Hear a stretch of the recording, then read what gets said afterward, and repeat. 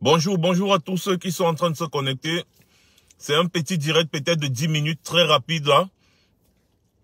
Peut-être 15 minutes si je parle trop. Si je tire trop mes mots, peut-être 15 minutes. Le direct en vaut la chandelle. Pourquoi? Parce que nous, les Africains, nous devons apprendre à saisir le taureau par les cornes. Biper Amougou Belinga et biper toutes les personnes dubitatives. Moi, j'aime toujours dire ça. Je voulais faire un petit... Je me suis assis dans la voiture tout à l'heure pour profiter de ma petite pause et faire une petite vidéo enregistrée rapidement et puis balancer peut-être dans 1 heure de temps quand j'aurai le temps ou 2 heures de temps. Mais je me suis dit pourquoi même faire les montages vidéo et tout ça là, non. Je préfère lancer le direct là rapidement. Je casse une fois encore cette affaire de Amougou Belinga pour vous rappeler les faits. Amougou Belinga est un ancien escroc, fabricant de fausses monnaies. Amougou Belinga travaillait en intelligence avec Atangandi. Atangandi est allé en prison à New Bell au moins 3 fois pour des faits d'escroquerie. Bref, la fémania, c'est leur travail. Donc, Amougou Belinga, je vous ai dit ça en 2019. Je vous ai dit ça en 2020. Et pas une fois, au moins 5 fois. En 2019, en 2020, en 2018. En 2018, quand Vision 4 avait organisé des émissions et des émissions pour essayer de ternir l'image, n'est-ce pas, de l'homme qui était prédisposé à tenir tête au régime Biya, le président Kamto. Ils avaient organisé tout, c'est-à-dire ils avaient organisé un sabotage pas possible. D'ailleurs, ce sont eux les initiateurs du Kamto bashing. Je vous avais dit que Amougou Belinga est financé par les ponctes du régime. Amougou Belinga est celui-là qui blanchit l'argent des pontes du régime. Amougou Belinga est celui-là qu'on paye pour faire le sale boulot médiatique. C'est la famille, c'est la grande famille. C'est pour ça que vous voyez au baptême des enfants d'Amougou Belinga, vous voyez tout le gouvernement, les Laurent Esso, vous les voyez tous, ils sont là. Amougou Belinga les tient par les couilles. Parce que Amougou Belinga a leur secret. C'est pour ça qu'il est souvent arrogant envers eux.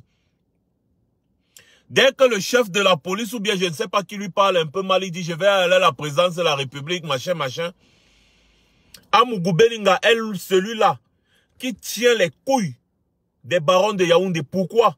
Parce que la majorité des barons de Yaoundé ont fait des placements. Dans tout ce que vous entendez que Amougou Belinga est milliardaire, machin, truc là, c'est de la foutaise. L'argent là, ça vient des poches du contribuable camerounais. Depuis hier soir, je vois que vous êtes maintenant, vous avez déjà des petites preuves qui sortent à gauche, à droite. On finance la télévision publique la télévision privée d'Amougou Belinga à hauteur des milliards. Des milliards. Alors qu'on n'a pas les couveuses dans les hôpitaux. On finance une télévision pour propager la haine tribale. Pour propager la haine entre les Camerounais. Pour dire comment on va raser le village des Camerounais, pour dire comment il faut dératiser les anglophones, pour dire comment il faut mettre en place l'état d'exception dans les régions du nord-ouest et du sud-ouest, pour dire comment il faut tuer tous les anglophones, pour dire comment il faut relancer le commandement opérationnel, alors même que le commandement opérationnel a fait l'objet d'une enquête internationale pour des violations des droits de l'homme et tous les crimes contre l'humanité que vous pouvez imaginer. C'est l'une des raisons pour lesquelles Paul Biya ne peut pas quitter le pouvoir. Parce que si Paul Biya quitte le pouvoir, on le pêche le lendemain. C'est l'immunité de Paul Biya qui fait qu'on ne le pêche pas.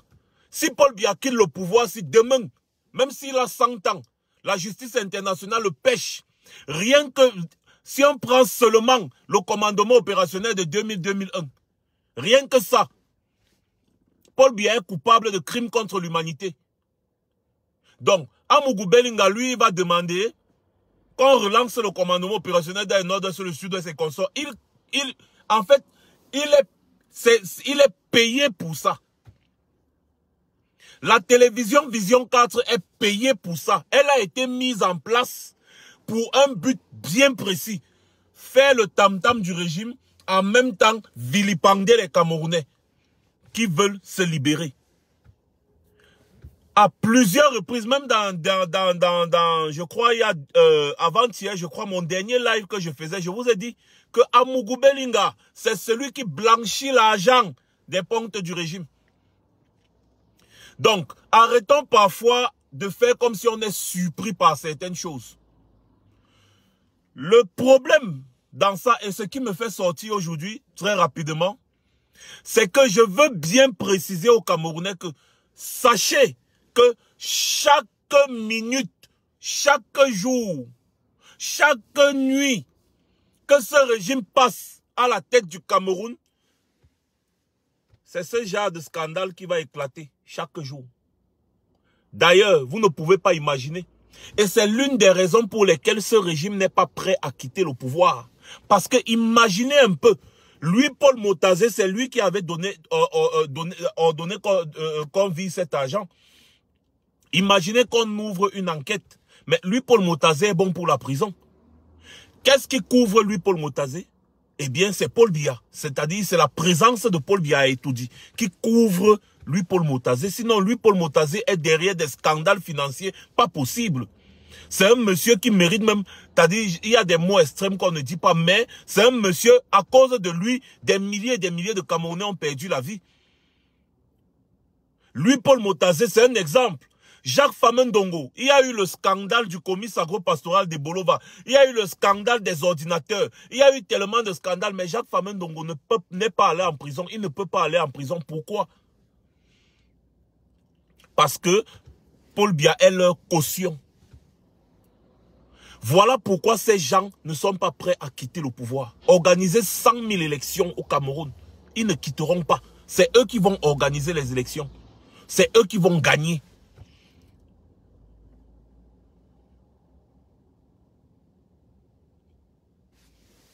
Attendez, je bloque un peu Valentin et Fa. Et Fila, bloqué Padam. Voilà. Ils vont organiser et ils vont gagner. Comme d'habitude, il n'y aura rien de nouveau sous le soleil. Rien.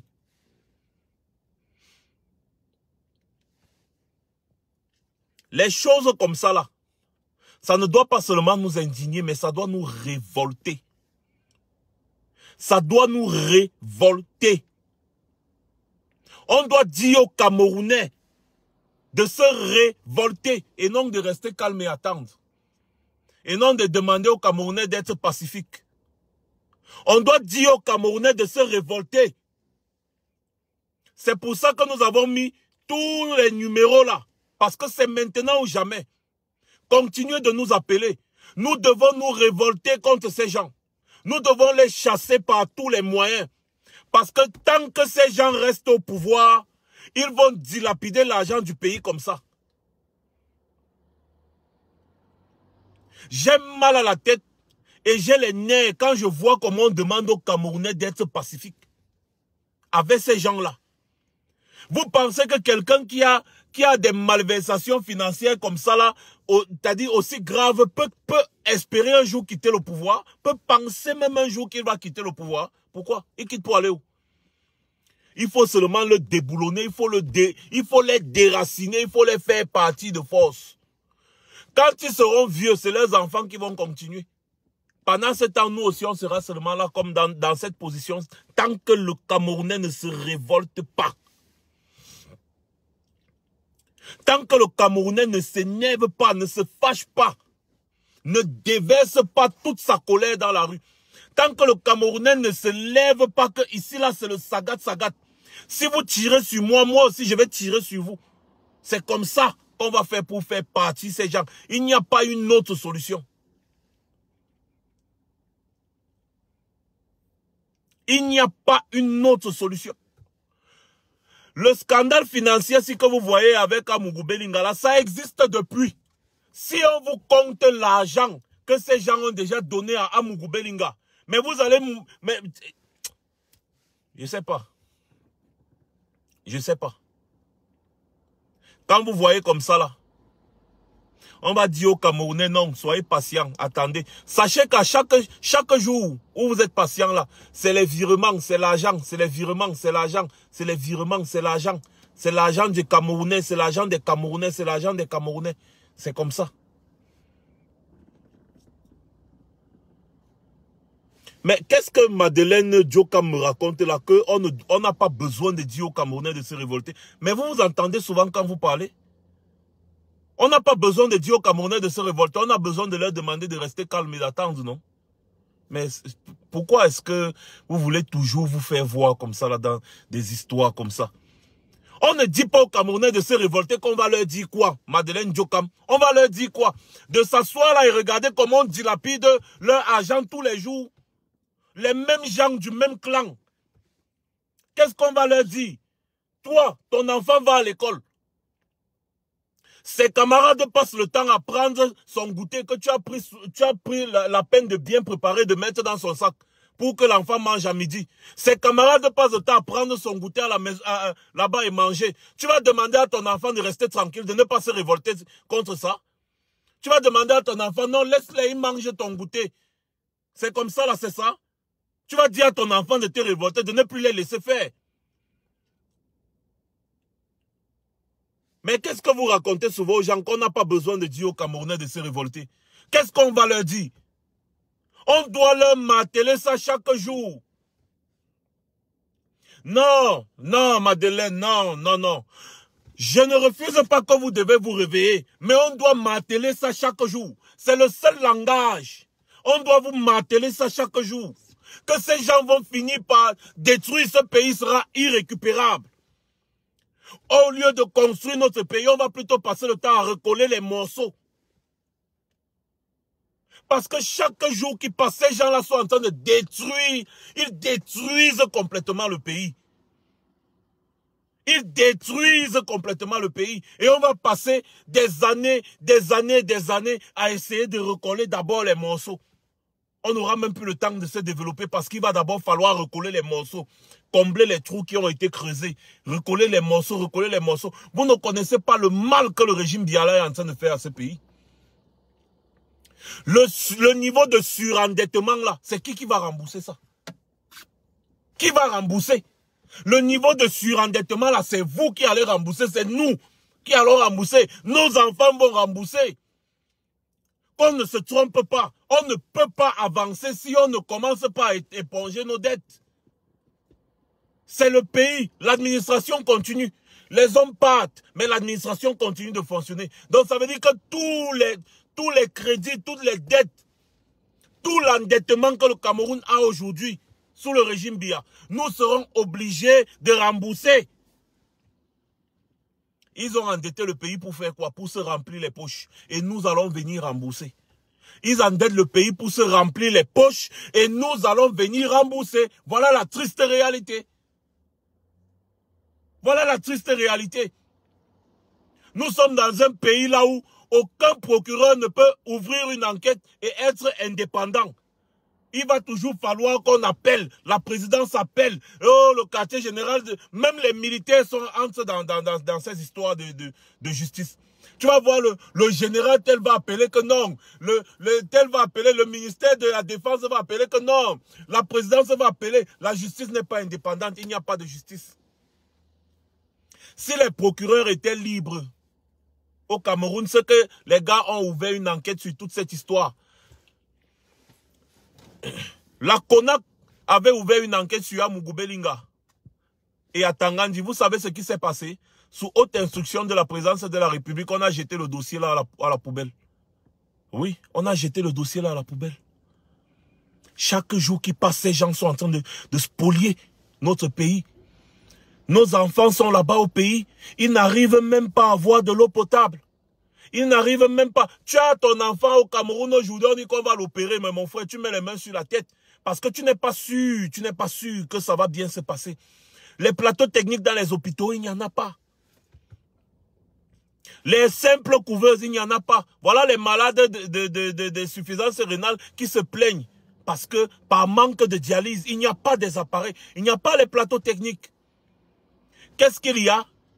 Qu'on va aller donner de l'argent à un média privé pour qu'il fasse quoi avec? En fait, c'est juste pour justifier les trous qu'il y a dans les caisses de l'État. Sinon, les milliards que vous avez vu qu'on a donné à Mugube Lingala, ce qu'ils ont écrit sur le papier là, c'est rien. Ce n'est même pas les 1/10 de ce que le monsieur là encaisse. Et il encaisse comme ça chaque année. Moi, je vous dis ça. Sans compter les argents que les Laurent Esso, tous ces gens-là lui donnent. Parce qu'on dit que c'est un homme d'affaires. Vous voyez un peu, non? Tous ces gens sont actionnaires dans les affaires d'Amougou Linga. Tous ces gens sont actionnaires. C'est de là que viennent. On dit Amougou Linga était un milliardaire, Amougou Linga c'est sinon. Tous ces gens sont des actionnaires dans toutes les affaires d'Amougou Linga.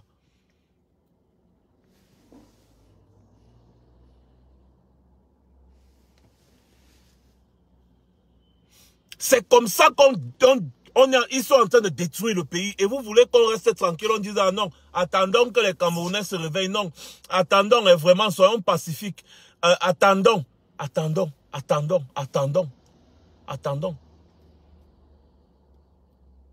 Pendant qu'on attend, les choses sont en train de se faire. Eux, ils n'attendent pas. Hein. Ils ont les caisses de l'argent du Cameroun. Au lieu de construire le Cameroun, ils sont en train de prendre l'argent dans les caisses et les mettre dans leur poche. Chaque jour où tu attends, chaque jour que tu laisses passer, peuple camerounais, chaque jour que tu laisses passer, chaque jour que ces gens passent à la tête du Cameroun, c'est une catastrophe pour notre pays. Ces gens-là, on doit les dégager par tous les moyens.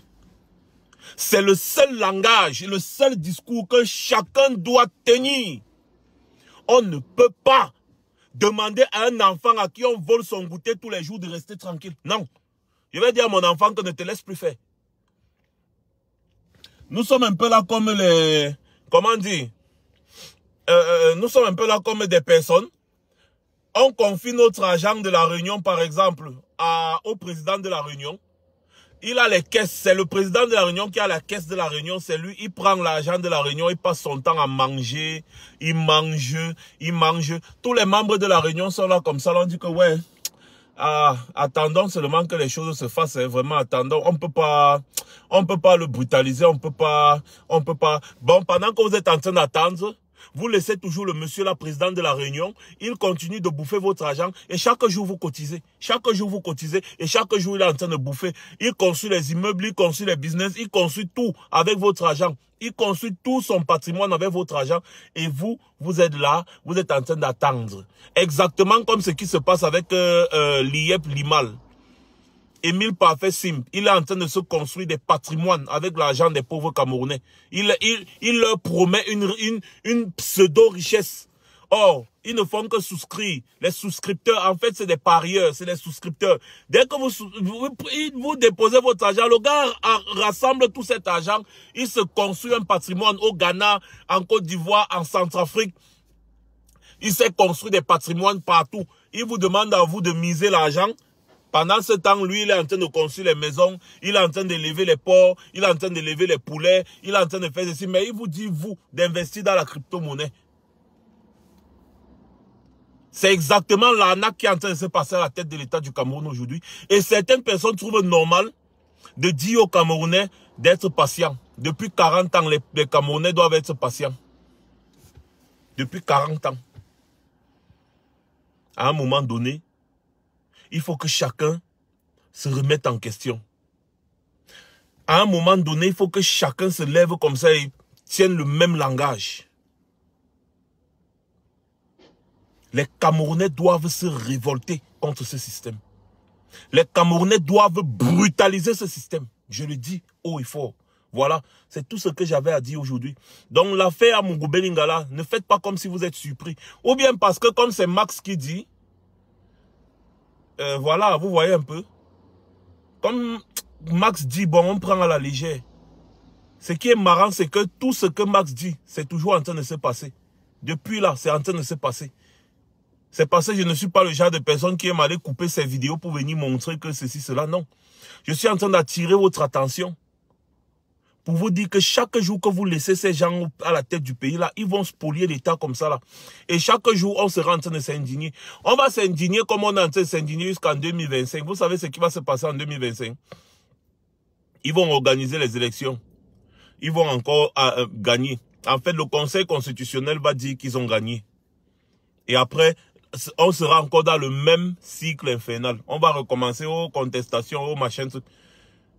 C'est comme ça que ça fonctionne. C'est comme ça. Et ils sont préparés pour ça. Voilà. Ils ont encore tué une petite fille de 7 ans ce matin. C'est terrible. C'est terrible, œil du cyclone. C'est terrible, œil du cyclone. C'est vraiment terrible. Qu'est-ce qu'on peut faire? J'ai dit que moi, je n'ai plus les larmes dans les yeux pour pleurer. Je n'ai plus les larmes dans les yeux pour pleurer. J'ai déjà tellement pleuré que les larmes ne coulent plus. Sachez que chaque enfant qui meurt au Nozo, chaque personne qui tombe au Nozo, c'est de notre faute aussi. Sachez-le, il faut que chacun le sache. Pourquoi? Parce que c'est à cause de notre inertie. Puisque c'est nous qui laissons ce régime au pouvoir. Donc tant qu'ils sont au pouvoir, les gens vont mourir. Nous savons ce qu'il faut faire pour que les gens ne meurent plus. Je vous ai dit même Boko Haram. Restez, non, attendez. Je vous ai dit que Boko Haram, que vous entendez, oh là, Ngongo et Paul Biya ont financé Boko Haram devant vous. Ils sont même venus ici vous expliquer. Ils ont donné des centaines de millions pour libérer des otages étrangers. Quand vous donnez des centaines de millions aux terroristes, qu'est-ce que les terroristes font avec cet argent? Ils achètent des armes à feu pour continuer le combat. Donc, ils ont porté les valises de l'argent du Cameroun pour aller donner aux terroristes de Boko Haram. Et ils sont là surpris aujourd'hui que Boko Haram ne fait que se sophistiquer dans l'armement. Quand vous-même vous avez financé Boko Haram pour que Boko Haram tue les Camerounais, pour que Boko Haram tue les militaires camerounais. Je souhaite beaucoup de courage à tous les soldats qui sont engagés au front contre Boko Haram d'abord au nord Cameroun. Sachez que le mal de notre pays vient de Yaoundé. Kaba Ege Djibril avait dit que Boko Haram est parmi nous. Personne ne s'est jamais posé la question. Il est parti à l'Assemblée nationale, il a dit parmi nous qui sommes ici, là, Boko Haram est parmi nous. On a dit, ferme ta bouche, ferme ta bouche, ferme ta bouche. Ferdinand Ngongo a porté les valises d'argent, les centaines de millions. Il a porté le pantalon, le treillis militaire, jusqu'à il a attaché le ceinturon sur ça. Il est parti rencontrer les responsables de Boko Haram. Il a versé les centaines de millions pour libérer pour soi-disant libérer certains otages.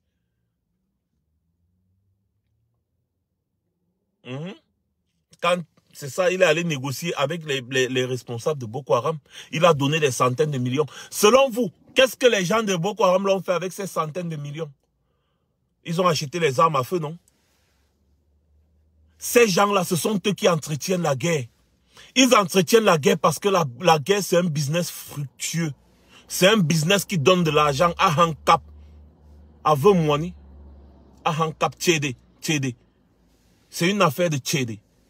La guerre là au Nozo là, c'est une affaire de Tchédé. Je vous ai parlé ici d'une affaire de trafic de munitions au quartier général, non? Depuis là, chacun est en train... Après, quand un jour vous allez voir un papier que, oh, une enquête a été ouverte sur ceci, vous allez commencer à vous indigner que, hey, donc c'est comme ça, alors qu'on vous a déjà tout prévenu ça ici. L'affaire d'Amougoubélinga, je vous ai dit ça ici, au moins une bonne dizaine de fois. Bon, comme vous avez vu un petit papier signé, là, comme ça, vous commencez à dire, hey, oui, donc c'est comme ça, hey, donc c'est comme ça. On va continuer d'attendre. Les gens là, le scandale va sortir, on va commenter. Attendre 2022, 2022 passe, les scandales sur scandale, on va commenter. 2023, 2024, 2025. Après, élection présidentielle. Oh, ils ont truqué. Conseil constitutionnel, irrecevable. Des gens qui n'ont pas peur. Vous savez qu'au Conseil constitutionnel, il y avait le conseiller juridique de Paul Biya. Où il s'appelle, c'est Jean Foumane à Kamou, c'est quoi? Le conseiller juridique de Paul Biya, lui-même candidat à l'élection présidentielle. Il est là, membre du Conseil constitutionnel. Il était décédé, je crois. Membre du Conseil constitutionnel. Et pour le remplacer, ils ont mis qui? Joseph, je crois que c'est Joseph Ouna. Celui qui avait dit qu'un Bamileke a tout dit. Jamais. La même famille. Il est du RDPC, hein, le monsieur là. Le père de Mathias Serico Onangeni, je crois que c'est lui. Il est du RDPC, mais il est au Conseil constitutionnel. Clément Atangana, président du Conseil constitutionnel. Il sort d'où? C'est toujours un membre du RDPC. Sa femme est membre du RDPC++. Plus. Et le Conseil constitutionnel, là, c'est qui nomme le Conseil constitutionnel? Le président de la République, président de l'Assemblée nationale, président du Sénat. Tous les trois sont du RDPC. Vous vous attendez à quoi? Élection libre et transparente. Hein? Avec l'ECAM, où les membres de l'ECAM sont du RDPC. J'organise ma compétition, l'arbitre est de mon camp. Les juges de touche sont de mon camp. Même le ballon me met de mon camp. Et vous voulez gagner? On ne peut pas. On ne peut pas. Avec ce régime-là, on ne peut pas. Voilà ce que j'avais à dire aujourd'hui. J'ai un peu mis encore un peu plus long que prévu. On ne peut pas. Des scandales financiers comme ça, il y en aura toujours. Voilà, on me dit qu'on a tué une petite fille de 7 ans aujourd'hui. La dernière fois, on a tué la petite là à Boya. Je vous ai dit quoi? Qu'il y aura encore un autre meurtre, non? Il y aura encore. Et après la petite de 7 ans, il y aura encore. Il y aura encore. Je n'ai pas encore eu le temps de scruter les informations depuis parce que je suis très occupé depuis ce matin encore. Donc, je n'ai même pas encore eu le temps de scruter les informations. Mais il y aura encore. Et sachez que chaque jour là, chaque mort qu'il y a là-bas là, c'est de notre faute. C'est pour ça que j'essaie de me battre comme je peux pour que ce régime tombe. Parce que je me sens responsable des morts qu'il y a au Nozo, des morts qu'il y a au Cameroun. Tous ces gens qui meurent, c'est de notre faute. Parce qu'on a laissé ces gens au pouvoir. Essayons de résoudre notre problème. Voilà. Continuez de nous contacter. C'est maintenant ou jamais. On doit faire ce qu'on a fait avant même que ça ne marche pas, mais on aura au moins essayé. On aura au moins essayé. Sinon, on va rester là, on va continuer de compter les morts. On ne fait pas de concession avec une dictature. On la combat et farouchement. Paul Biya, le régime Biya, ne va jamais donner un système électoral consensuel, libre et transparent. Ça n'existe pas dans leur cerveau. Dans leur système, dans leur mémoire, ça n'existe pas. Ils ne vont jamais, jamais et au grand, jamais. Voilà. Passez une bonne journée.